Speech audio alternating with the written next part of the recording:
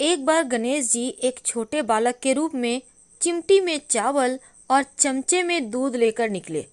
वे हर किसी से कह रहे थे, कोई मेरी खीर तो बना दो, कोई मेरी खीर बना दो।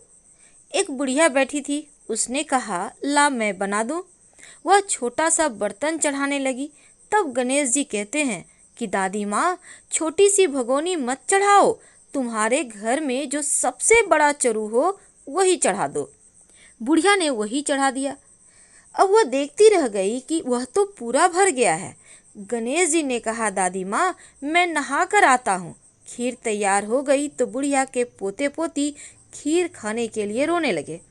तब बुढ़िया ने कहा कि गणेश जी आपके भोग लगना, कहकर चूल्हे में थोड़ी सी खीर डाली और कटोरे भर भर कर बच्चों को दे दी। पड़ोसन ऊपर से देख रही थी तो बुढ़िया ने सोचा यह चुगली खा देगी, सो कटोरा भरकर उसे भी पकड़ा दी। अब बेटी की बहू ने चुपके से एक कटोरा खीर खाई और कटोरा चक्की के नीचे छुपा दिया। अब भी गणेश जी नहीं आए तो बुढ़िया को बहुत भूख लग रही थी। एक कटोरा खीर का भरकर किवाड़ के पीछे बैठकर एक बार फिर कहा, जय गणेश जी, आपके भोग लगना, और खाना शुरू कर दिया। तभी गणेश जी आ गए तो बुढ़िया कहती है, आरे गणेशिया, खीर खा ले, मैं तो तेरे ही राह देख रही थी। तब गणेश जी ने कहा, दादी माँ, मैंने तो खीर खा ली। बुढ़िया ने कहा, कब खाई? गणेश जी ने कहा, जब तेरे पोते पोती ने खाई तब खाई, जब तेरी पड़ोसन ने खाई तब खाई, जब तेरी बहू ने खाई तब खाई, और जब तूने खाई तो पेट पूरा ही भर गया। बुढ़िया ने कहा, बेटा, और सारी बात तो सच है, पर बहू बिचारी का तो नाम मत लेवो, वो तो सुबह से काम में लग रही है, उसने खीर कब खाई भला? तब गणेश जी कहते हैं, चाकी के नीचे देख, जूठा कटोरा पड़ा है, तूने तो मेरे को भोग लगाया, वो तो वैसे ही खा गई। बुढ़िया ने कहा, बेटा, घर की बात है, घर में ही रहने दो, अब बताओ कि बची हुई खीर जो है उसका क्या करूं? तब गणेश जी कहते हैं, नगरी में जिमा दे। लोगों को न्योता दिया तो सब लोग हंसने लगे और बोले, कल तक तो खाने का पता नहीं था, आज नगरी जिमाएगी। फिर भी लोग आए और ठाठ से जिमे। नगरी जिमा दी, तब भी चरू पूरा ही भरा था।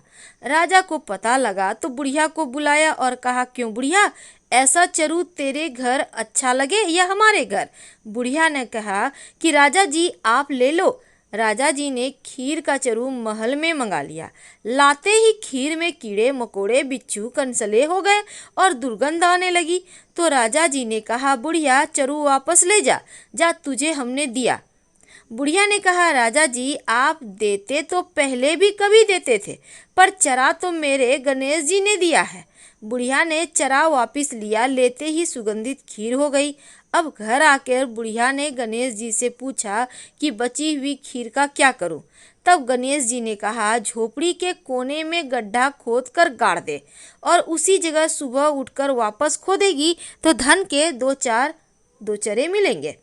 ऐसा कहकर गणेश जी अंतर्ध्यान हो गए और जाते समय झोपड़ी के लात मारते गए तो झोपड़ी के स्थान पर महल हो गया। अब सुबह बहू ने फावड़ा लेकर पूरे घर को खोद दिया तो कुछ भी नहीं मिला।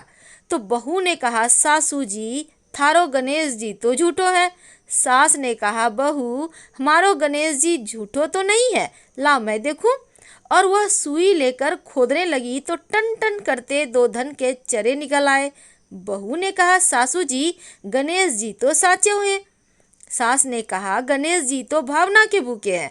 हे गणेश जी, जैसा तुमने बुढ़िया को दिया वैसे ही सबको देना, और कहानी कहने वाले, हुंकारा भरने वाले, कहानी सुनने वाले सबको देना।